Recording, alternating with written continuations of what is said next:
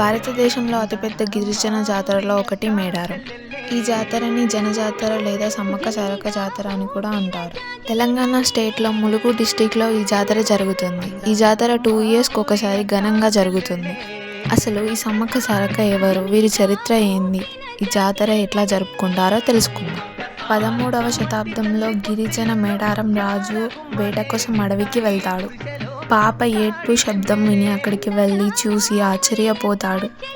ఆ పాప చుట్టూ పులులు తిరుగుతాయి.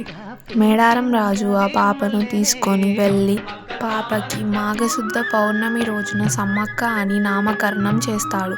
సమ్మక్క పెరిగి పెద్దయినాక సమ్మక్కకి తన మేనల్లుడైన పగిడిద్ద రాజుని ఇచ్చి పెళ్లి చేస్తాడు. వారికి 3 సంతానం కలుగుతారు: సారలమ్మ, నాగులమ్మ, జంపన్న.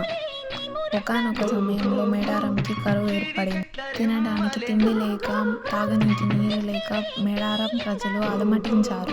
దానితో కాకతీయులకు కట్టాల్సిన పన్ను కట్టలేకపోవడంతో ప్రతాపరుద్రుడు వారిపై యుద్ధం ప్రకటించారు. కాకతీయుల సైన్యం వేలల్లో ఉన్నా సరిగ్గా యుద్ధం చేయడానికి ఆయుధాలు లేకున్నా వారు వెనుతిరగకుండా పోరాడారు.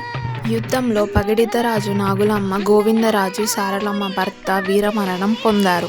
ఈ విషయం తెలుసుకున్న సమ్మక్క సారలమ్మతో కలిసి యుద్ధ రంగానికి వచ్చింది. జంపన్న సంపంగి వాగులో తుది శ్వాస విడిచాడు. సమ్మక్కని, సారక్కని వెనుక నుండి వెన్నుపోటు పొడిచారు. బాణాలతో శరీరాన్ని జల్లడగా మార్చారు. సమ్మక్క అన్ని గాయాలతో అయినా చిలకలగుట్ట పైకి వెళ్ళింది.